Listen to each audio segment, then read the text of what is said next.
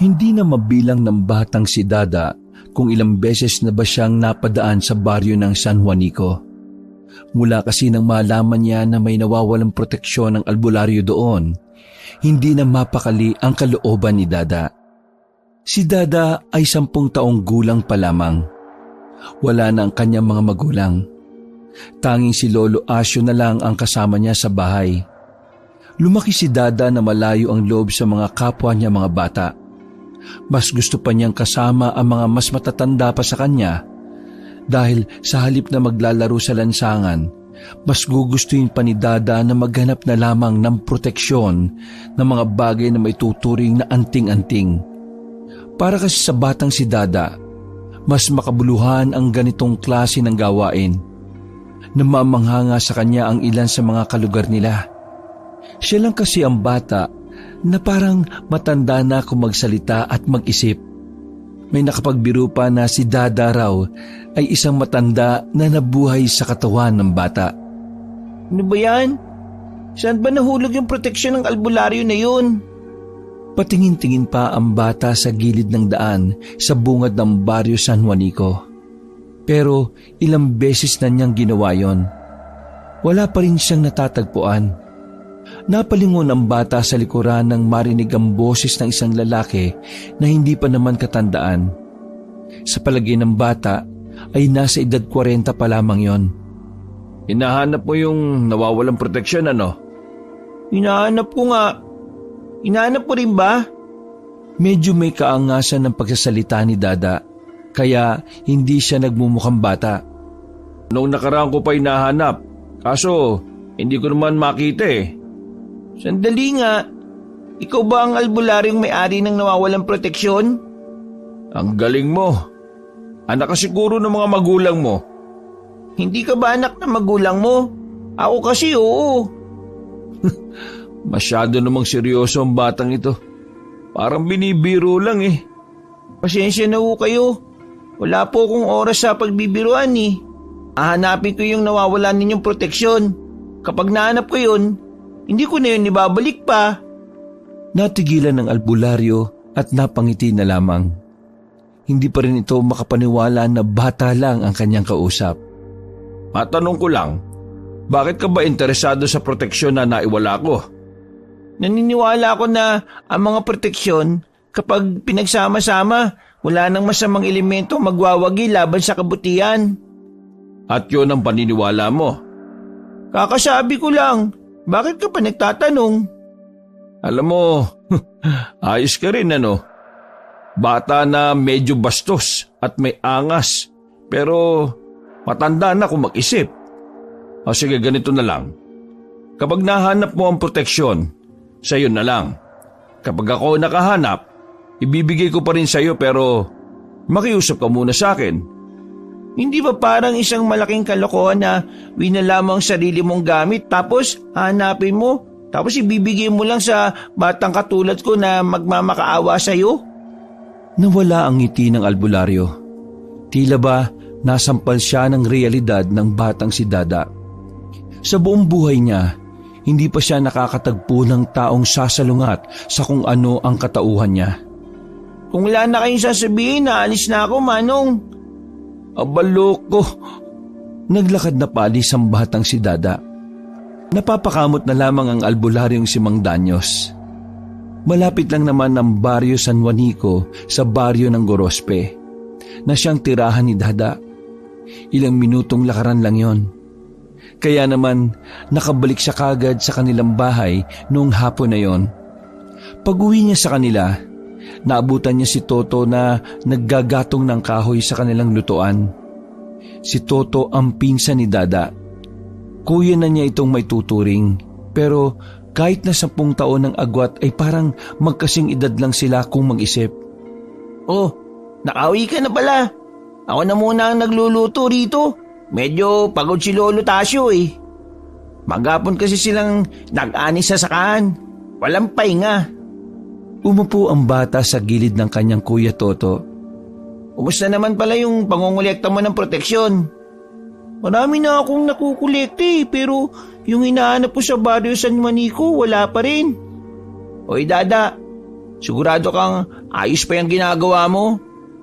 Ako naman nag-aalala lang ha. Alam mo naman ang usap-usapan ngayon. Mga aswang na nagpapanggap na tao at nakikihalubilo sa kung sino-sino para makapambiktima.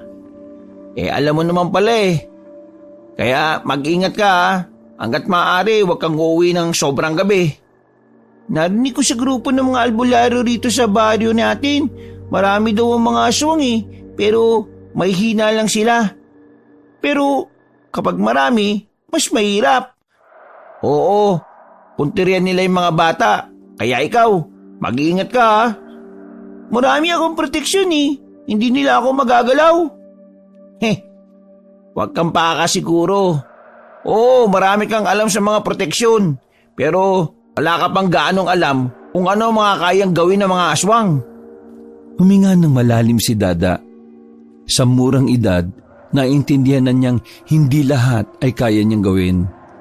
Kaya alam niya na hindi rin dapat minamaliit ang mga aswang. Wala pa namang katibayan na totoong may aswang sa kanila. Pero hindi inaalis ni Dada ang mga posibilidad. Kaya naman habang wala pa, nagdahanda na siya sa mga posibleng mangyari. Dahil ayaw niyang masaktan o mapahamak ang kanyang lolo Asyo. Pagkatapos magluto ng sinigang na baboy, 6:00 pa lang ng gabi ay nauna nang kumain si Dada at Toto.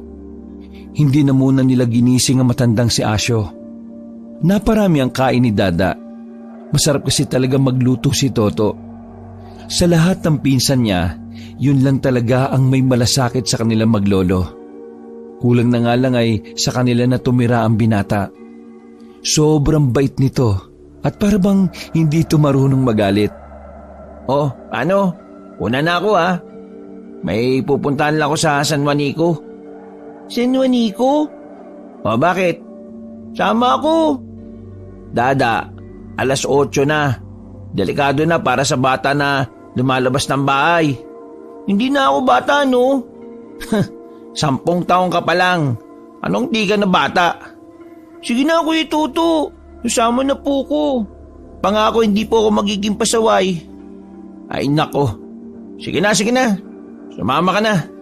Pero sinasabi ko sa iyo wag na wag kang lalayo sa akin Wala nang tao sa labas nang maglakad sila paalis. Malimig na rin ang simoy ng hangin. Giniginaw na nga si Toto, pero si Dada ay parang walang nararamdamang lamig. Ano bang gagawin mo sa San Juanico? Palim lang kaming nakikita ni Tese. Ayaw kasi ng pamilya niya sa akin. Tessa? Yung syota mo at 4 na araw na kayo ngayon? Alam na alam mo Pambira ka. Sinabi mo sa akin kahapon. Sabog ka ba, Kuya Toto? Natawa na lamang si Toto sa kanyang narinig. Sa bungad pa lang ng baryo San Juanico ay napatigil na si Toto. Binuhat niya si Dada at nagtago sila sa gilid. Uy, kriminal lang yung nagtatago, no? Anong meron, Kuya Toto? Nakikita mo yung lalaking yon. Kuya ni Tessa yan.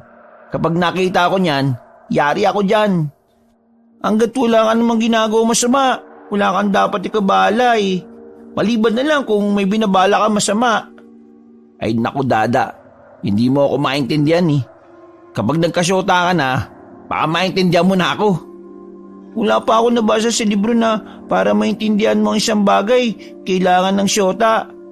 Ang pangunawa natin sa mga bagay ay oo na. Magpapaliwanag ka na naman Napansin nila na nawala na ang kuya ng babaeng si Tessa. Kaya naman, dali-dali na silang pumasok sa loob. Nakahinga ng maluwag si Toto. Samantalang tahimik lang naman si Dada na pasimpleng hinahanap ang proteksyon ng albularyo. Nasa kalagitnaan na sila ng baryo nang tumigil sila sa tapat ng isang bahay. Pumwesto ang magpinsan sa likuran ng taniman ng mga ampalaya. Nakapagtago sila ng bahagya dahil malago-lago na ang mga dahon doon. Wala bang aswang na makakakita sa atin dito? Sa baryo natin meron, dito wala.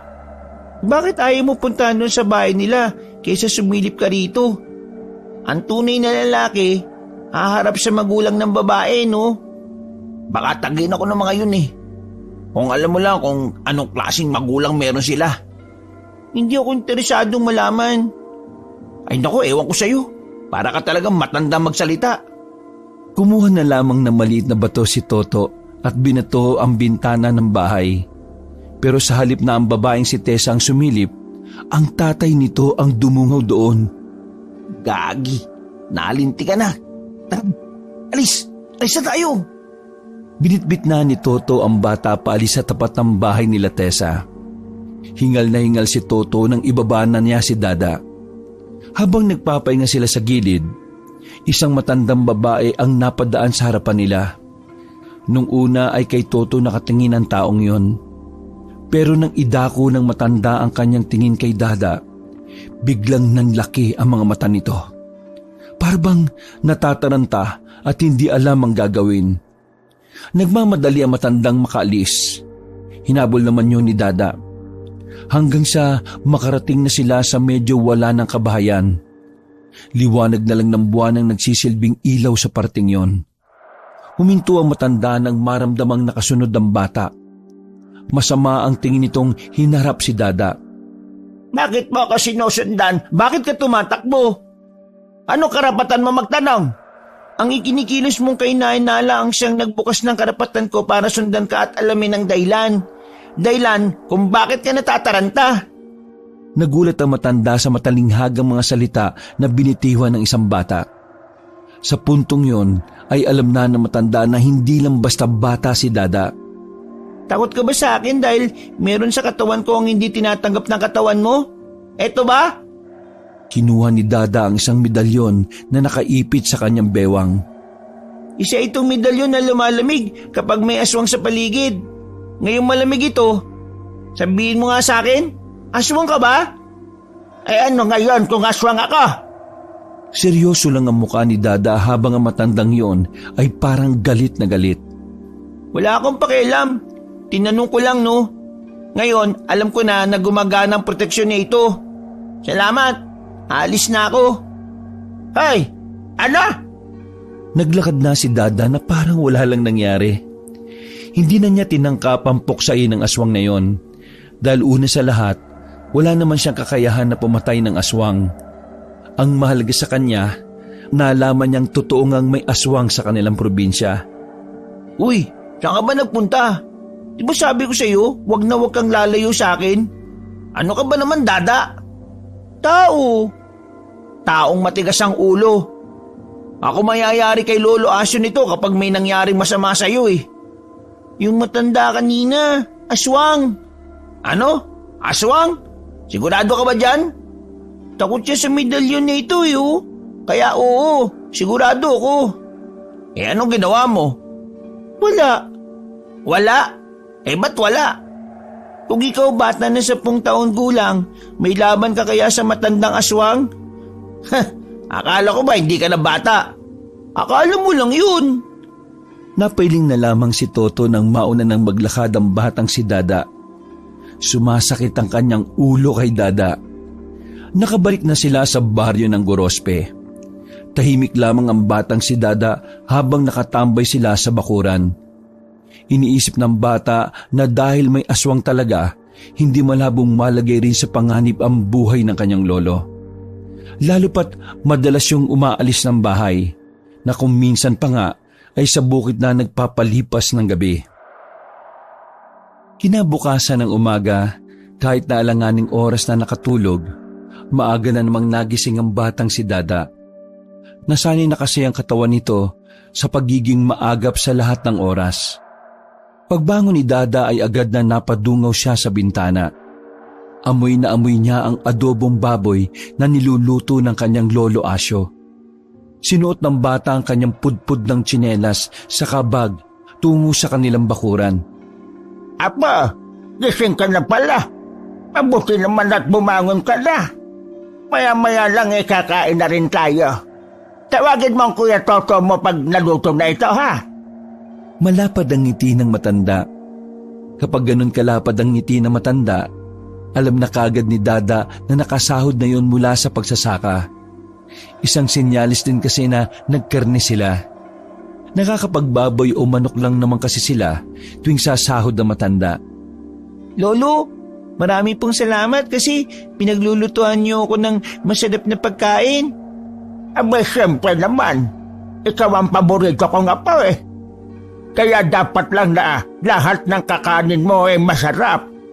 Nahihiya nga ako kasi minsan lang tayo makapag-ulam ng medyo maayos-ayos eh. Huwag po kayong mayalo. Lahat ng ginagawa niyo ay lubos kong pinagpapasalamat sa Diyos, maliit man o malaki. Alam mo, apo, swerte ko sa iyo. Kasi hindi na kita kailangang sabihan sa mga bagay. Yung isip mo kasi, parang ano na eh. Ano bang tawag doon sa English? Injured ba yun? Lolo, matured po. Ay, oo, yun nga. Di ka bata kung mag-isip. Alam mo na kagad ang realidad ng buhay. Pero apo, subukan mo rin minsang maging bata.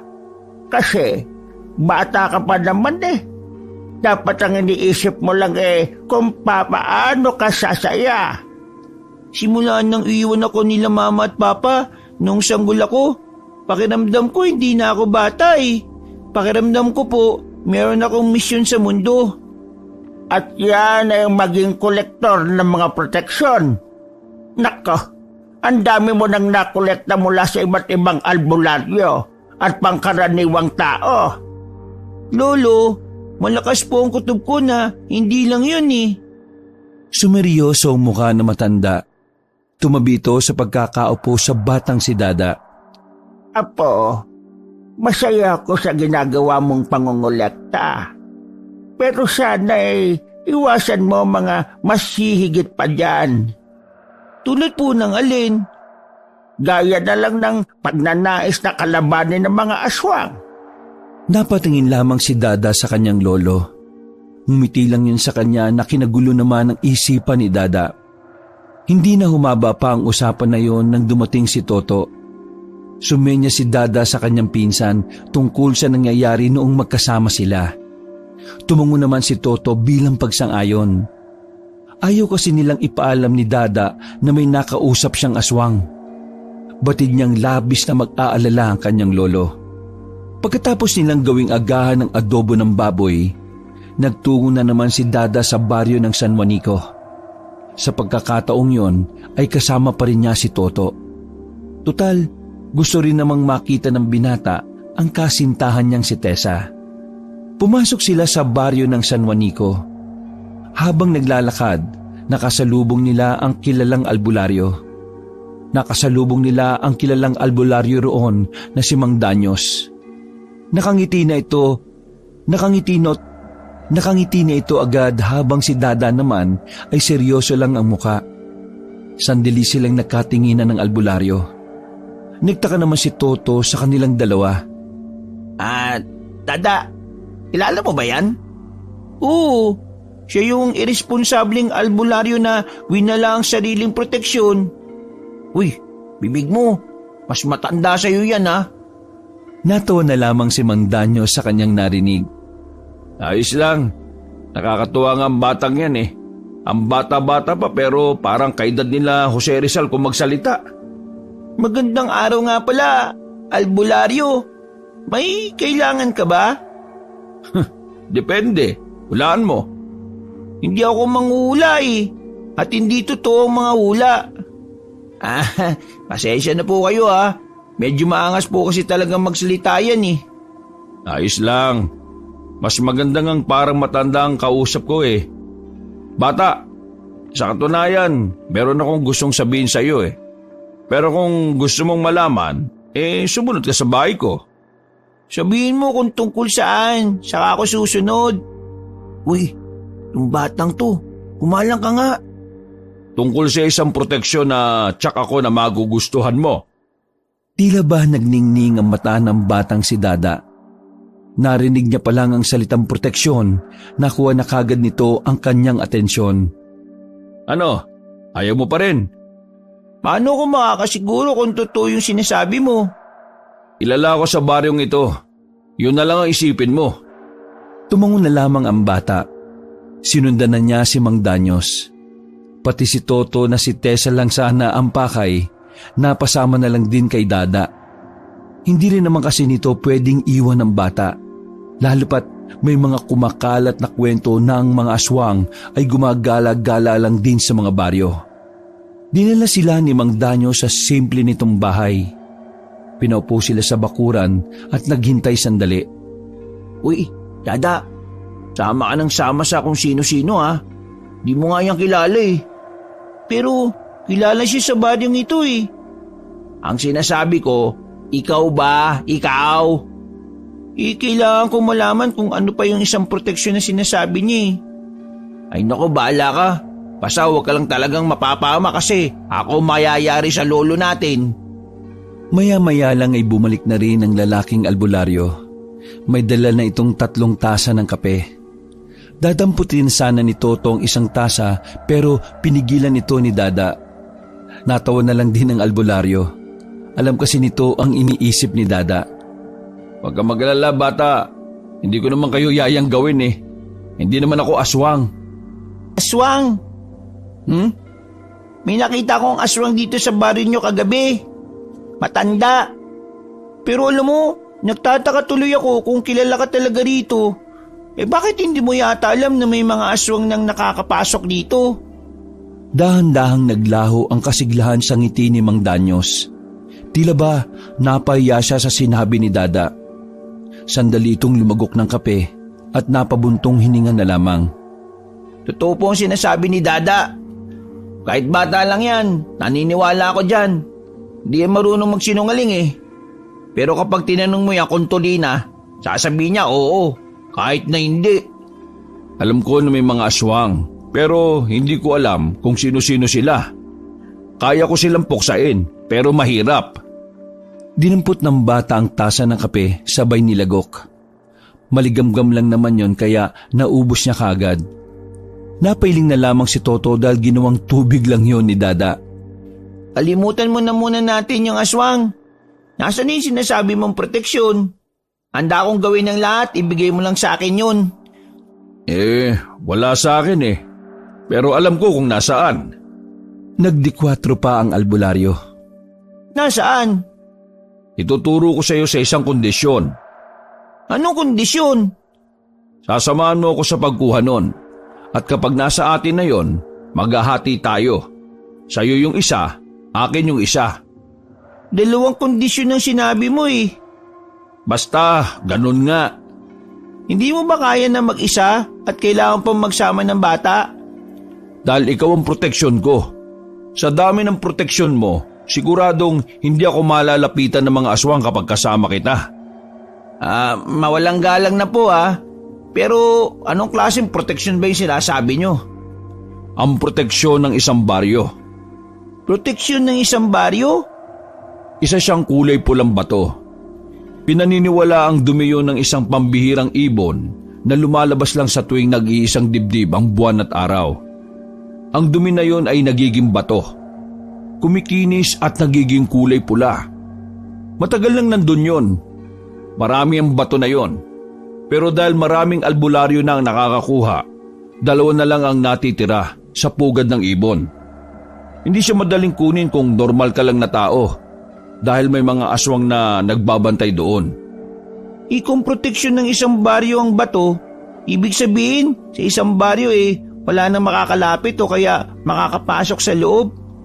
Tama ka, bata.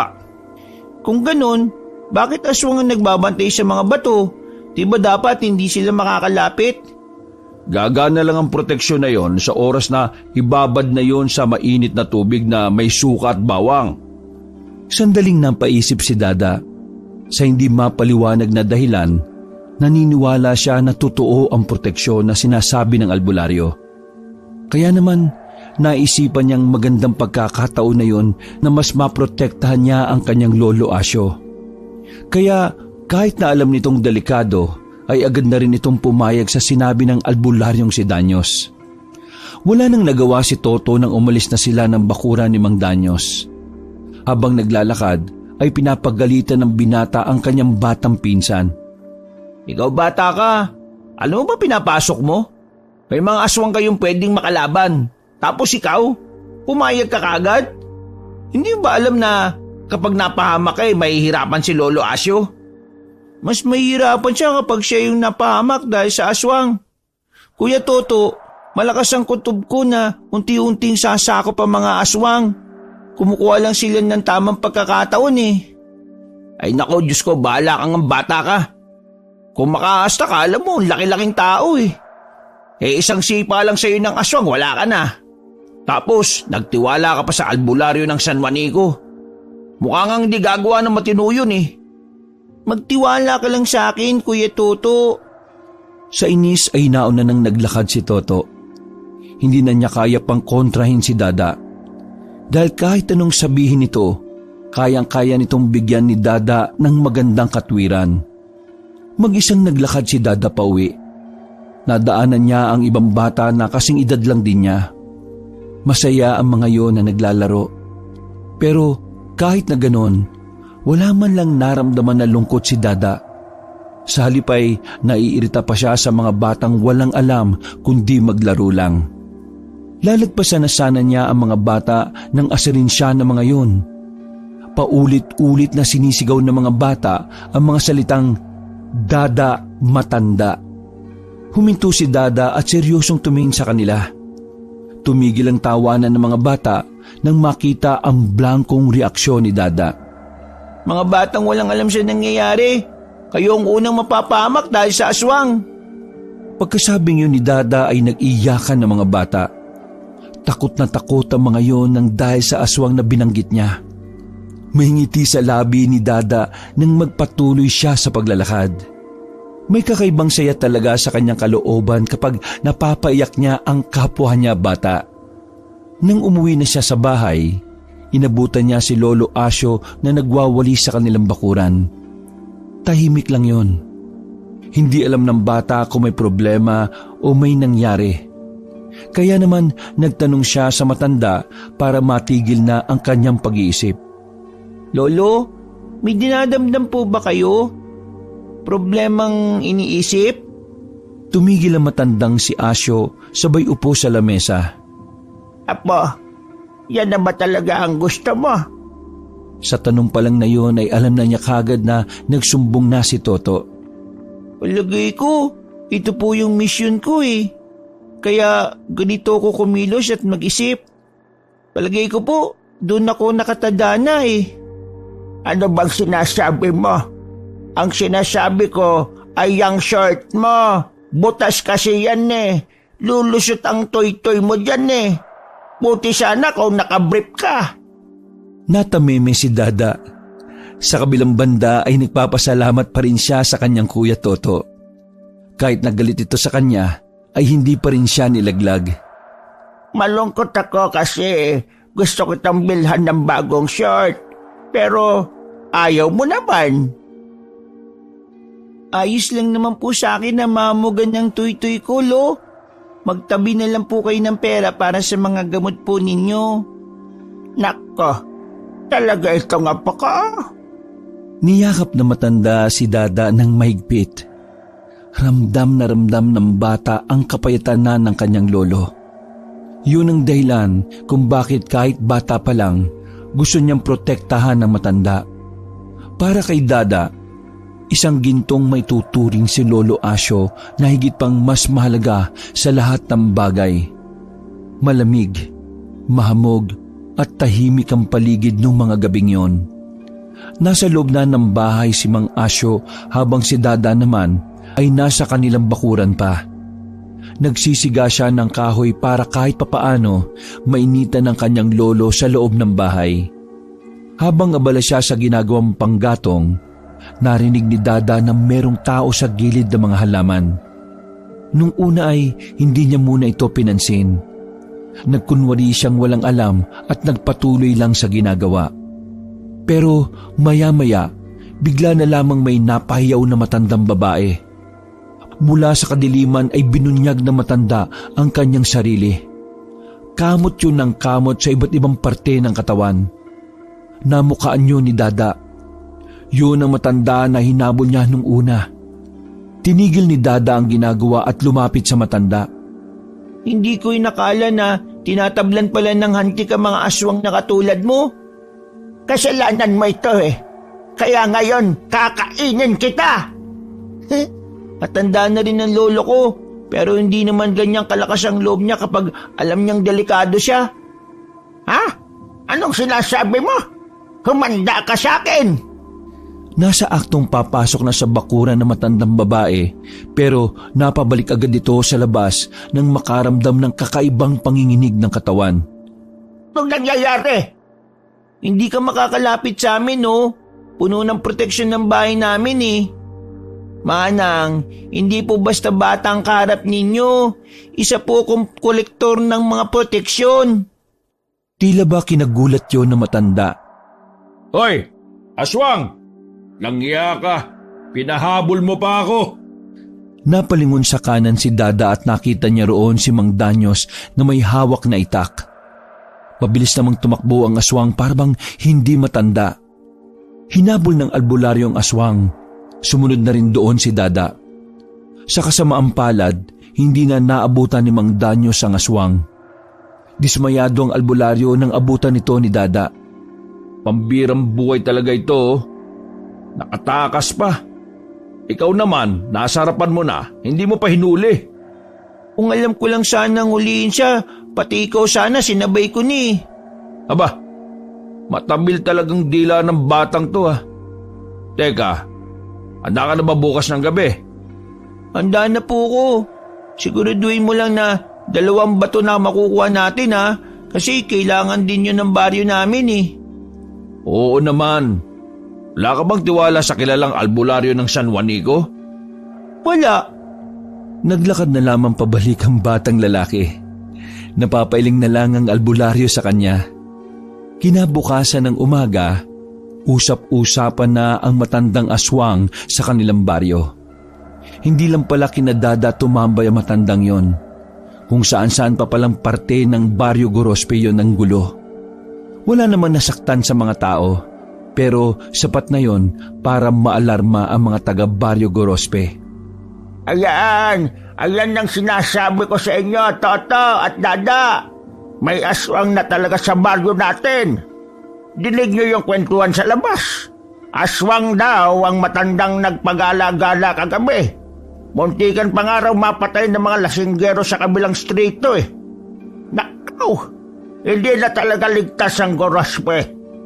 Lolo, ano naman bang ginagawa ng pamunuan natin dito? Ayun, nagsasagawa na sila ng investigasyon. Abang wala pang nahuhuling aswang, hindi rin muna nagpapapasok sa baryo ng hindi nila kilala. Para yun makaiwas tayo sa pagpasok ng mga aswang. Maraming aswang, Lo. Marami sila. Kaya dapat handa din ng mga tao. Marami. Saan mo naman nakuha ang impormasyon na yan, Apo, ha? Sa balita po. Sa balita? Wala naman tayong TV at radyo, ah. Sa balita po ng mga chismosa. Nakahinga ng maluwag si Toto.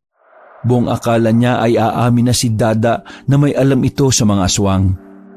Ay, nako ka. Loko-loko ka talagang bata ka. Ang mabuti pa kumain na kayo ng marami at mamaya aalis tayo. Gusto kong maligo sa ilog, kaya samahan niyo ako, ha? Oh, narinig mo, Dada. Kasama ka. Kasama ka. Hindi ako bingin, oh. Inuulit ko lang kasi baka magkaroon ka na naman ng dahilan eh. Nang sumapit ang tanghali ay nagtungo na sila sa ilog. May mangilan-ngilang tao ang naroon. Pero pumwesto sila sa bandang malayo. Habang naliligo sila, bigla na lang tumungtong ang kanilang lolo sa malaking bato. Uy, anong ginagawa niya? Tinitingnan kung may babaeng naliligo sa kabila. Manyaki si lolo. Konti lang. Teka, bakit mo ba ako kinakausap, bata ka? Galit nga pala ako sa'yo. Para kang bata. Napangisi na lamang si Toto. Sa mga nakalipas pang mga sandali ay may mga nagdatingan pang ibang tao.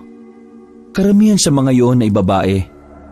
Lalapit sana mga yung kinadada pero bigla na lang yung nagsitigil.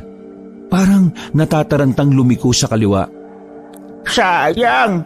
Bakit sila umiwas? Kuya Toto, aswang yung mga yun. Paano ko naman nakasiguro? Pinahawak ni Dada ang medalyon na nakatali sa kanyang bewang. Nagtaka ang lalaki na mapagtantong mas malamig pa ang medalyon kaysa sa tubig. Uy, bakit ang lamig? Kasi nga may aswang. Ayun oh, lahat yan. Kaya sila umiwas kasi natakot sila. Ay, ano ba pinag-uusapan nyo? At bakit kayo nagbubulungan, ha? Ay, wala lo. Si Dada po kasi tigas tuy-tuy dun sa mga sexy. Ay, nako apo. Pagpatuloy ka muna, no? Supot ka pa! Habang nakalublob sila sa tubig, ay pasimpleng inobserbahan ng bata ang mga nasa kabilang dako. Napapansin din ni Dada na tumitingin-tingin din sa kanila ang mga yon. Iba na ang kutob ni Dada. Nababahala na ang bata dahil napupuna nilang dumarami na ang aswang sa baryo nila. Ang nakakabahala pa roon, parang wala man lang pangamba ang mga aswang. Normal lang silang nakikihalubilo sa mga tao. Kahit na gustong-gusto pa ni Lolo Asyo ang tumambay sa ilog, wala na itong nagawa ng umahon na agad si Dada at si Toto. Nagmamadaling umuwi ang dalawa. At nang makapagbihis, walang pagdadalawang isip nilang tinungo sa San Juanico si Mang Danyos. Oh, bakit ang aga mo namang bata ka? Sabi ko gabi pa tayo. Ang daming aswang. Ha? Ay, Mamang Albularyo, kagagaling lang kasi namin sa ilog eh. Merong dumating na maliligo rin. Tapos, bigla silang nataranta pagkakita nila kay Dada. Eh sabi po kasi nitong si Dada aswang daw ang mga yun. Kailangan na natin silang patayin. Baka manakit sila eh. Hindi, wag muna. Ha? Bakit hindi?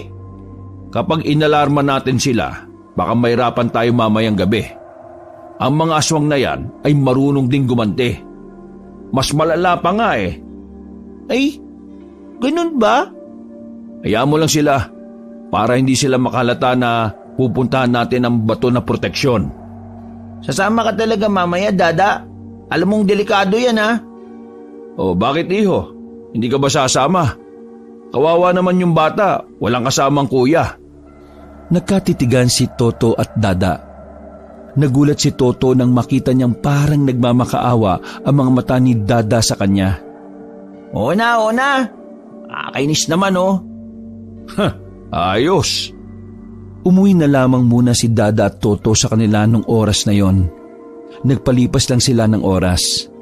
Pagsapit ng 6:00 ng gabi, sabik na si Dada sa kanilang lakad. Lolo Asyo, punta lang sana kaming maisan. Manghuhuling gagamba.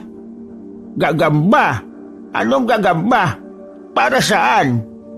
May kakilala kasi ako sa Maynila, Lo. Bumibili sila ng mga gagampang pangsabong. Mahal daw bilhin kaya gagawin ko ng sideline. At isasama mo pa itong batang ito? Di ba po, Lon, sabi nyon, dapat minsan maranasan ko rin ang maging bata. Lolo, ito na po yun. Oo nga, no? Napapailing na lamang ang matanda at naglakad na rin paalis ang magpinsang Dada at Toto. Mabilis ang kanilang lakad sa pagkabahalang baka may makasalubong silang aswang. Kahit kasi may proteksyon si Dada, hindi pa rin maiwasan ni Toto ang matakot. Kung siya ay nababahala, si Dada naman ay kalmado lang. Teka. Bakit? Tumigil na naman ang dalawa na makarating na sila sa bungad ng San Juanico. Si Tessa, tsaka yung kuya niya. Kuya Toto, may sasabihin ako sa iyo pero sana wag kang iiyak ha. Ha? Ano ba yun? Hawakan mo itong medalyon ko. O ano? Uy, bakit ang lamig? Alam mo kung bakit? Aswang kasi yung siyota mo at kuya niya. Ha? Tara na. Nang umalis na ang babaeng si Tessa at ang kuya niya, ay nagmamadali na silang pumasok sa baryo. Litong-lito ang utak ni Toto sa sinabi ng kanyang pinsan. Hindi niya alam kung dapat ba siyang ma-broken hearted o tanggapin na lamang ang katotohanan. Nasa bakuran na si Mang Danyos nang dumating na sila. Nakahanda na rin ang mga kagamitan nito. Handa na ba kayo? Bilisan na natin para madali tayong makarating. Madaling makarating? Ngumiti ng nakakaloko ang lalaki. Hindi alam ni Dada at Toto na ang kanilang dadaanan bago makarating sa kanilang pupuntahan ay bundok pa. Nang nasa kagubatan na sila ay puro angal ang ginawa ni Toto. Paraan lamang niya yon para hindi mahalata ni Dada at Mang Danyos na natatakot na siya sa kanilang tinatahak. Malayo pa ba tayo? Ang sakit na ng pako kakatapak eh. Kailangan pa nating lagpasan ang bundok na ito. Mga 2 oras pa. Tapos pagbaba natin, sasakay tayo ng dimotor na bangka. Ano? Seryoso ka ba? Uy, Tuto, kung pagod ka na, pwede ka namang maunang umuwi eh. Pakisabi na lang kay Lolo, bukas pa ako. Isa ka pa. Sandali. Tumahimik ka. Bakit? May aswang? Lumamig yung medalyon? Upo, dali. Wala ba tayong gagawin? Iwas tayo sa gulo. Kailangan natin makarating nang walang nakakaabala sa atin. Huminga ng malalim ang albularyo. Tahimik lang din naman si Dada at Toto.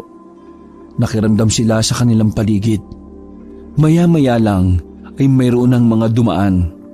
Sigurado sila na aswang yon dahil sa mga bitbit nito mga tao na walang malay. Anong gagawin nila sa mga dala nila? Kakainin? Oo, pwedeng gawin nilang handa yan para sa isang okasyon. Masyado kasing marami mga dala nila.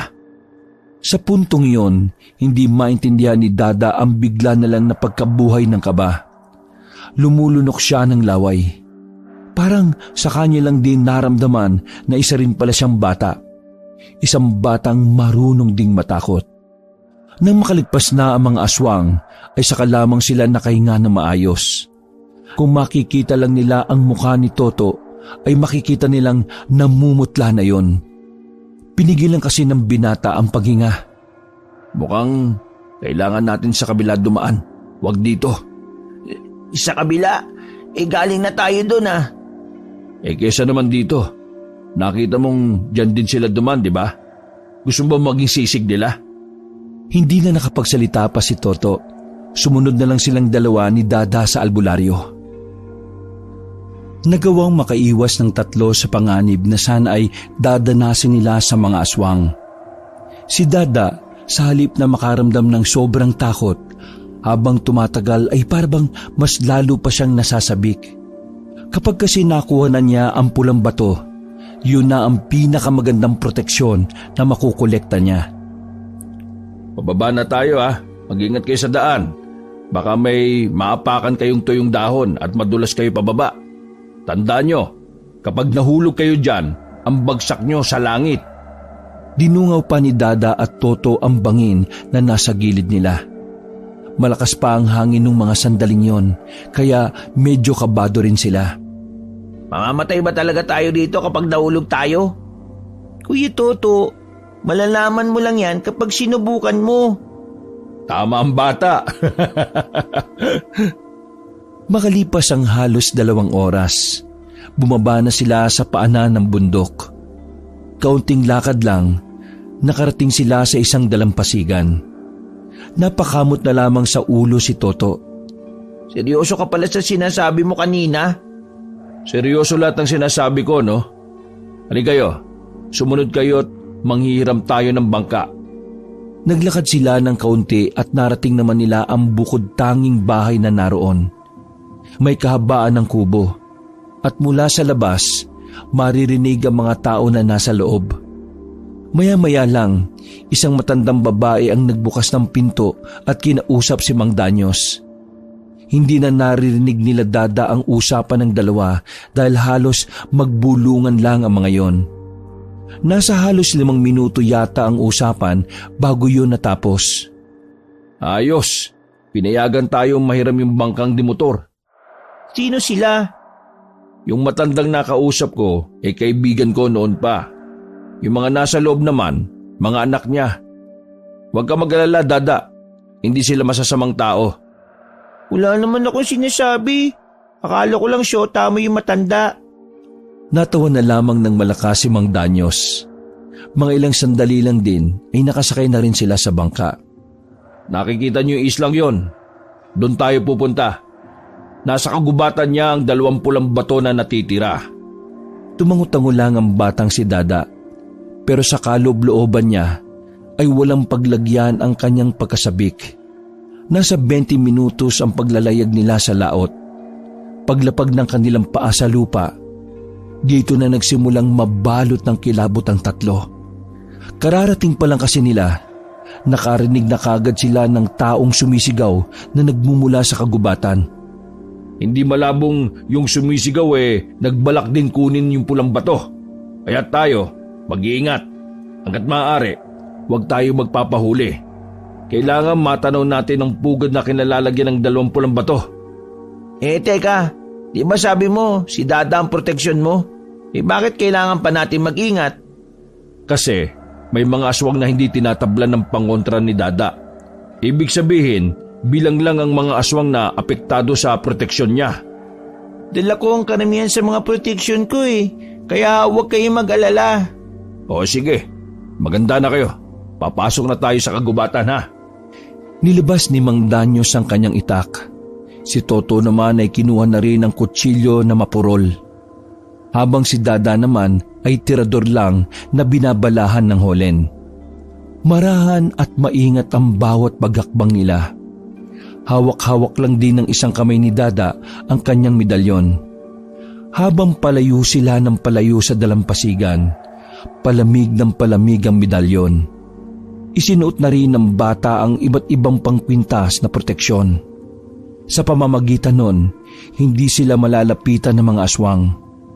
Pero hindi kampante ang bata. Alam niya na tama ang sinabi ni Mang Danyos. Sandali lang, may ibang mga tao. Yumuko na muna sila nang makita sa di kalayuan ang mga taong may mga dalang mahabang itak. May dala rin pa na ang iba. Habang ang mga nasa likuran naman ay may mga dalang malalaking sulo. Mga taga-kabilang bundok. Kilala mo sila? Hindi, pero alam ko na mga taga-kabilang bundok palaging nandito. Pero ni isa sa mga nanggaling doon, hindi nagtatagumpay. Napapatay sila ng aswang? Oo, pero hindi pa rin sila nadadala Palagi silang nandito. Ewan ko ba sa mga yan?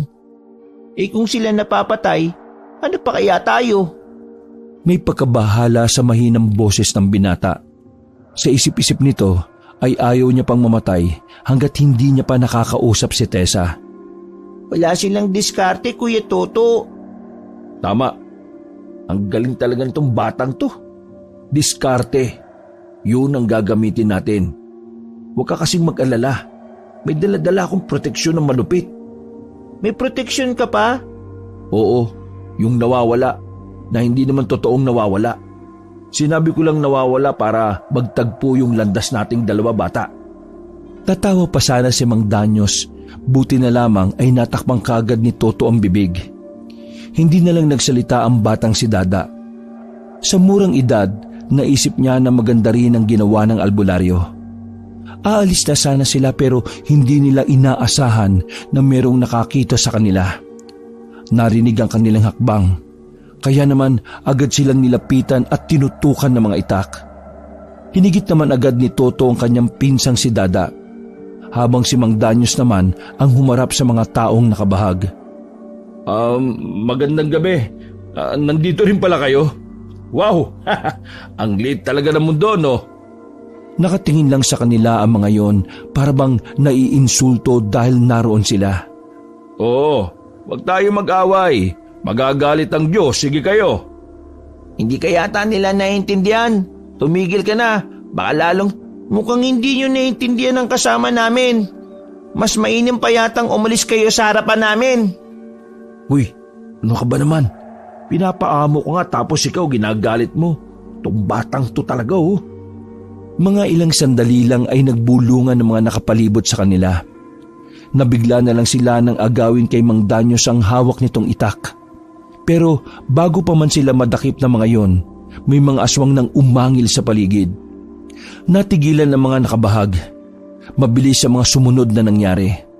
May hinablot ng isa sa kanila.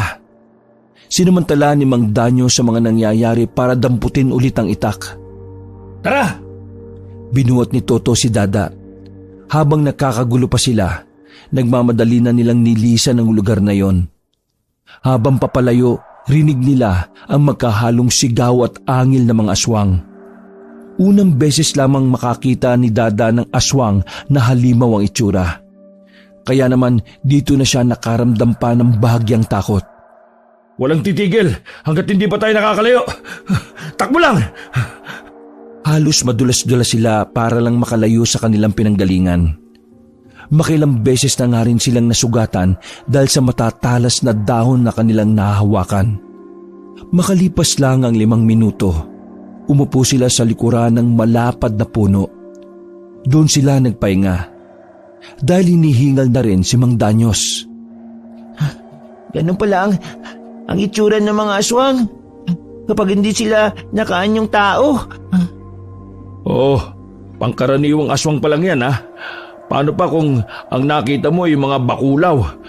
Baka maihi ka na sa brief mo. Mang Danyos, wala pong brief yan eh. Pansamantala silang tumigil sa pwesto na yon. Kinuha ni Mang Danyos ang daladala niyang tubig na pinatakan ng kalamansi. Oh, gusto nyo? Salamat na lang. Saan ang kinaroroonan ng pulang bato? Doon. Tinuro ni Mang Danyos ang malawak na sagingan. Sa gitna ng sagingan ay may maliit na burol. Naroon daw sa tuktok ang sinasabing proteksyon na mapapakinabangan ng isang baryo. Ayun na ang burol. Nasa tuktok niya. Makinig kayo sa akin ha. Ganito ang gagawin natin. Dinukot ni Mang Danyos ang isang kwintas. Wala yung pendant. Parang yari lang siya sa manipis na pilak. Ito ang proteksyon na sinasabi ko, Dada. Ang tawag dito, laho. Kapag sinuot ito ng isang tao, hindi siya makikita ng mga aswang. Invisible ang epekto niyan? Hindi. Mawawala lang tayo sa paningin ng mga aswang. Pero sa paningin ng tao, hindi. Hindi talaga nila tayo mapapansin. Wag na wag lang kayong bibitaw sa akin. Dahil lahat ng didikit sa akin ay maapektuhan itong proteksyon na ito. Hanggang ilang minuto ang itatagal? 7 minuto lang. Kaya dapat susuotin lang natin itong kwintas na ito kapag sobrang lapit na natin sa pugad. Para hindi masayang ang oras. Nasa pugad kasi ang mga nagbabantay na aswang. Dada, papasan na lang kita sa balikat ko. Ako naman, hahawak kay Mang Danyos. Yan, tama ang naisip mo. May naambag ka rin sa wakas. O sige, tara na. Pinasa na ni Toto ang batang si Dada. Pagdating nila sa sagingan, sinuyod muna nila ng tingin ang paligid. Wala silang makitang aswang, pero grabe ang paglamig ng medalyon. Sa tingin ko, aabot naman ang epekto ng laho kung dito na tayo magsisimula. Pero kailangan natin tumakbo. Hindi tayo pwedeng tumakbo. Maririnig nila ang yabag ng mga paa natin. Kahit hindi nila tayo nakikita, nararamdaman nila tayo. Kaya kailangan nating magdahan-dahan. Kapag nasa kalagitnaan na tayo, saka ko susuotin ang kwintas. O ano, handa na ba kayo? Handa na ako. Pagakbang pa lang nila ay nautot ang batang si Dada. Pero dahil hindi sila pwedeng magingay, tiniis na lamang ni Toto ang baho nun. Palapit pa lang sila sa parting gitna ng sagingan nang biglang may isang lalaking nasa gilid. Nakatayo yun at napalingon sa kanila. Patay na! Aswang! Mabilis na tumakbo ang aswang palapit sa kanila. Tinagaan ni Mang Danyos ang aswang. Tinitira naman ni Dada ng tirador ang aswang. Nagawa nilang pabagsakin ang aswang, pero bago yun nawalan ng malay, umalulong na parang aso ang aswang. Nagtatawag siya ng kasama. Kailangan na natin magmadali. Mabilis na nakarating ang mga aswang sa sagingan. Buti na lang, bago sila makita ng mga aswang, ay sinuot na ni Mang Danyos ang kwintas ng laho. Nakahinga sila ng maluwag. Nasa harapan lang nila ang mga aswang pero takang-taka ang mga yon kung bakit bigla na lamang silang nawala. Senyasan lang silang tatlo. Inamoy-amoy naman ng mga aswang kung saan sila napunta. Pero maging ang amoy pala nila ay naglaho rin. Pag-alis ng mga aswang ay nagmamadali na ang tatlo. Mabilis ang kanilang lakad paakyat ng burol. Wala pang 2 minuto ay nasa tuktok na sila. May maliit na kuweba na naroon. Agad nilang inilawan at ilang sandali lang nakita na nila ang isang malaking pugad. Naroon ang isang bato na kulay pula. Walang ya. Bakit isang bato lang ito? Paano tayo maghahati? Pwede mang kunin mo kaysa pagtalunan natin kung kanina mapupunta. Isa na lang yan eh. Mamaya na tayo magdesisyon. Uy, makautos tong batang to. Kala mo matanda na eh. Kinuha na agad ni Mang Danyos ang batong pula at sinilid sa kanyang bag. Sa pagkakatansya ni Mang Danyos ay may natitira pa silang 2 minuto para makaalis. Kapag naubos na yon at naroon pa sila, malamang sa malamang makikita sila ng mga aswang. Wala silang sinayang na oras. Tumakbo sila pababa ng burol. Nadaanan nila ang mga aswang kaya medyo bumagal sila. Nang papalis na sana sila sa sagingan, bigla na lang nawala ang bisa ng kwintas. Sabay-sabay na napalingon ng mga aswang sa kanila. Nalintikan na tayo! Takbo! Karipas ng takbo ang tatlo para silang mauubusan ng lupa sa sobrang pagmamadali. Ang kaso, sa kasamaang palad, nahablot ng mga aswang si Mang Danyos. Nakakapit ang albularyo sa katawan ng saging. Sa halip na tumakas, nagawa pa talagang bumalik ng magpinsang Toto at Dada. Nakapaggilahan si Toto habang si Dada naman ay muntik-muntikan ng malaglag sa pagkakapasan. Napilitan na lamang bumaba si Dada. Matapang nitong tinindigan ng mga aswang. Tinaas nito ang damit at sakay pinakita ang medalyon. Naglayuan ang ilan sa kanila. Tumayo naman kagad si Mang Danyos. Tinutukan niya ang mga yun ng itak. Habang si Dada naman ay nanatili pa ring nakatayo sa harap ng mga aswang. Hindi pa yun naalis sa kinatatayuan kung hindi hinila ni Toto. Hindi sumunod ang mga aswang sa kanila. Para bang nagkaroon ng trauma ang mga aswang na yon nang makita ang medalyon. Nakaramdam ng kaunting pagkamangha si Mang Danyo sa bata. Hindi niya akala na makakakolekta ang batang yon ng malakas na proteksyon. Nakalayo sila sa burol at sa sagingan. Tuwang-tuwa ang albularyong si Mang Danyos. Kaso, ang problema nila, isa lang ang pulang bato. Salungat sa inaasahan nila na dapat ay 2. Huminto sila sa ilalim ng punong sampalok. Kinuha muli ni Mang Danyos ang pulang bato. Huminga ng malalim si Mang Danyos. O bata, anong gagawin natin dito? Isa lang pala itong pulang bato na ito. Hindi ko rin naman alam na may nakakuha na pala ng isa. Di biyakin natin sa gitna. Naku, hindi yan pwede. Mawawalan ng bisa ito. Paano nga yan? Di isang baryo lang ang mapoprotektahan yan. Kailangan ko ito dahil sa baryo namin maraming aswang. Tsak ako na lulusob sila sa amin, gaya ng matagal na nilang pinaplano. Kung gano'n naman pala sige, sa iyo na yan. Uy, balo ka ba? Alos mamatay-matay tayo tapos isusuko mo lang ng ganyan yung pinaghirapan natin. Ayos lang yun, Kuya Toto. Hahanap na lang ako ng ibang proteksyon para kay Lolo. Para sa lolo mo? Opo, para sa lolo ko. Yun ang dahilan kung bakit ako nangongolekta ng mga proteksyon eh. Dating manunugoy si Lolo Asyo. Sa pagtanda niya, alam ko na isa siya sa gagantihan ng mga aswang. Kapakanan ng lolo namin ang dahilan kung bakit 7 taon pa lang yan, nangongolekta na yan ng iba't ibang proteksyon. Mahal na mahal niya ang lolo namin eh. Kaya niya ginagawa ang lahat ng ito para sa lolo namin. Tila ba nahabag ang kalooban ni Mang Danyos? Nakaramdam siya ng paghanga sa bata. Dahil sa murang edad, marunong na itong magpahalaga sa buhay ng mahal nito. Sige. Iyon na nga lang to. Nilagay ng albularyo ang pulang bato sa palad ng bata. Pero sabi mo, baryo nyo ang lulusobin ng mga aswang, di ba? Marami kaming albularyo. Kahit papano kakayanin na naming lumaban. Ikaw, hindi lahat ng proteksyon mo kaya kayong iligtas, lalo na kapag marami na sila. Pero yung pulang bato, makakatulong yan. Basta sundin mo ang proseso. Magtusok ka lang ng malaking kawayan na lagpas hanggang bubong ng bahay. Tapos, ilagay mo sa tuktok yung pulang bato. Sa oras na matanaw yan ng mga aswang, matatakot na mga yan na pumasok sa baryo ninyo. Hindi kita pinipilit ha. Hindi rin ako nagmamakaawa. Usang desisyon mo yan. Pero sige, tatanggapin ko. Nakikita ko sa mga kilos mo kung gaano mo kamahal ang lolo mo. Kaya, ikaw ang mas karapat-dapat dito. Hindi mo po ba mahal yung mga taga-baryo nyo? Mahal ko sila. Kaya nga kahit wala kaming proteksyon, kasama ng mga kapwa ko albularyo lalabang kami sakaling pumasyal na yung mga aswang sa baryo San Juanico. Maraming salamat ha. Kahit mukha kang nagsisinungaling palagi, may mabuti ka rin palang puso.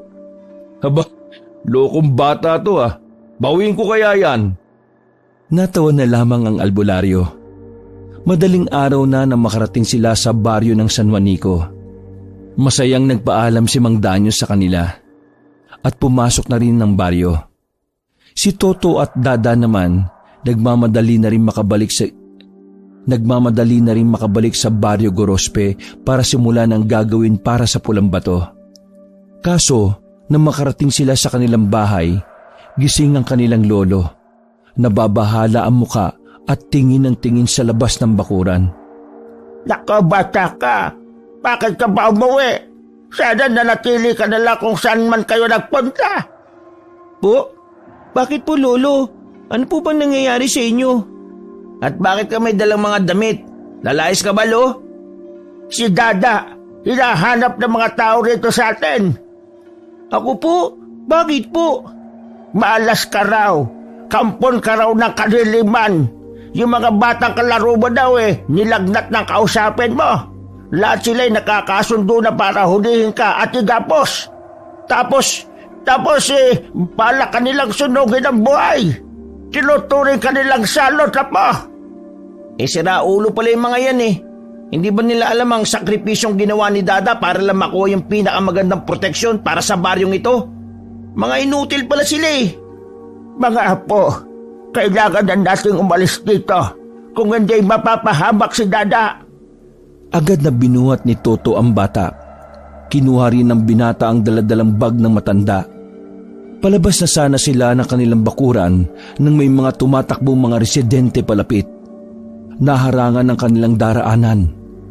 Lahat ng mga yon ay may daladalang itak.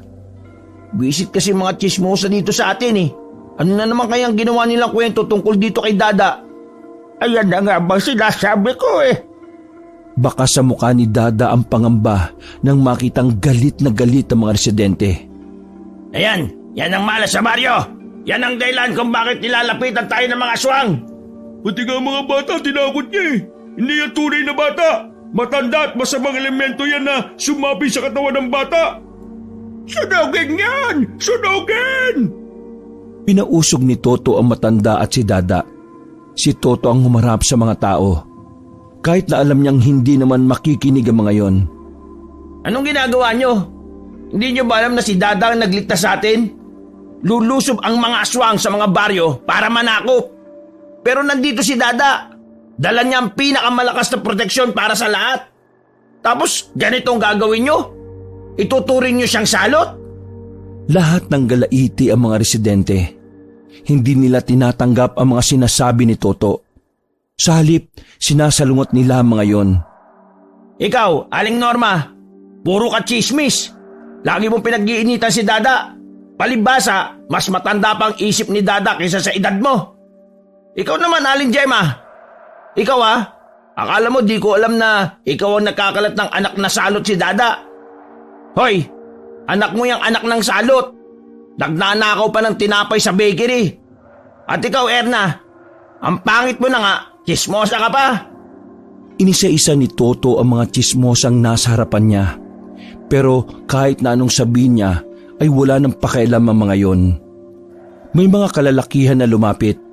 Biglang sinipa at sinapak si Toto. Pero pinilit nitong lumaban. Nakipagsuntukan nito sa mga lalaki.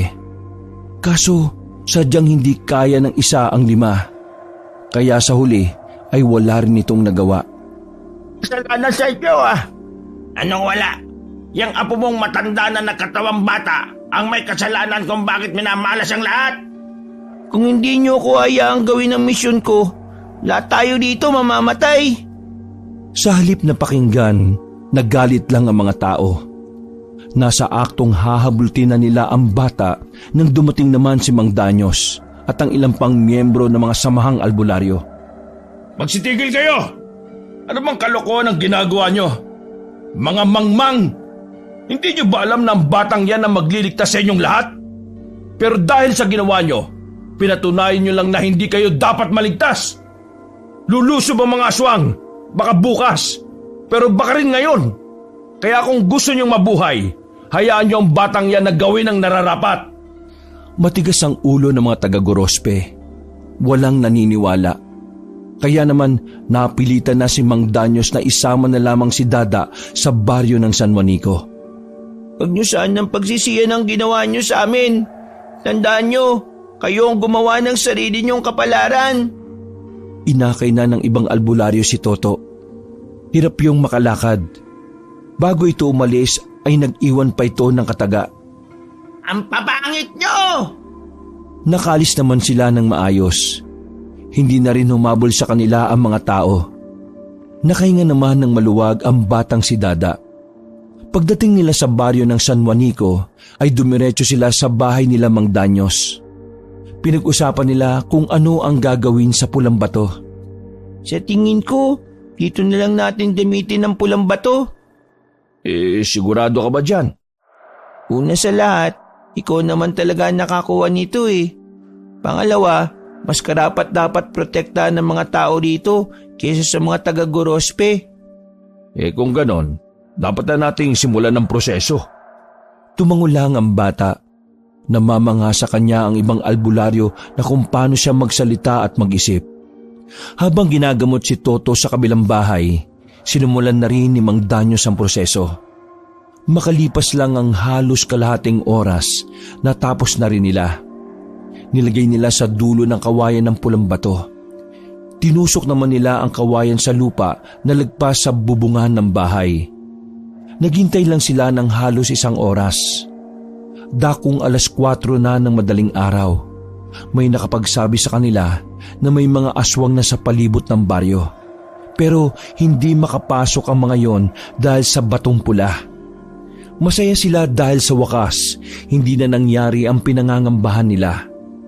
Ang kaso nga lang, dahil hindi na kayang pumasok ng mga aswang sa San Juanico, ang baryo ng Gorospe ang napagbuntungan nila. Narinig ni Dada ang usapan ng mga albularyo tungkol doon. Kahit papaano, nag-alala pa rin ang batang si Dada. Ligtas naman na kasi ang kanyang lolo. Kung tutuusin, wala na siyang pakialam dapat sa mga taong nanghamak sa kanya. Pero sa halip, nakaramdam siya ng awa sa mga yon. Nilapitan ni Dada si Mang Danyos na kasama ang mga albularyo. Napatigil ang mga yon sa pag-uusap. Mang Danyos, gusto ko sanang humingi ng malaking pabor Nagkatinginan ng mga albularyo. Oh, ano ba yung bata? Kaya niyo po bang harapin ng mga aswang? Kayang-kaya namin. Marami din kami. Pero kailangan lang namin ng proteksyon. Dahil maraming bata at buntis ngayon dito. Bakit ba? Pakiusap. Iligtas niyo po sila, yung mga taga-Gorospe. Iligtas niyo yung mga residente doon. Ha? Sigurado ka ba? Tingnan mo yung ginawa nila sa pinsan mo. Hayaan mo siya. Basta sana iligtas niyo sila. Nakikiusap ako sa inyo. Lolo Asyo, iba rin talaga itong apo ninyo, Napakabuting bata. Dahil dyan, sige, ililigtas namin sila. Mga kasama! Agad na kumilos sa mga albularyo. Tinawag na rin nila Mang Gorospe ang iba pang kalalakihan sa baryo San Juanico para tumulong. Umatake nga ang mga aswang sa baryo ng Gorospe. Pero nang dahil sa tulong ng mga albularyo, nagawa nilang talunin ng mga aswang. Masaya ang batang si Dada. Sa murang edad niya ay naintindihan din niya na dapat maging mabuti pa rin sa mga taong ayaw sa kanya. Nakamit ang kapayapaan. Nawala ang mga aswang at sa baryo San Juanico na rin tumira ang iba pang residente ng Gorospe. Masaya rin naman si Toto. Hindi pala totoo na aswang ang pamilya ni Tessa. Niloko lang siya ng batang si Dada para makapag-focus sa kanilang misyon. Nang matapos ang kaguluhan, nagpatuloy pa rin sa pangungulekta ng proteksyon ang batang si Dada. At gagawin niya ang lahat para din protektahan ang kanyang nag-iisang lolo, si Asyo. Wakas,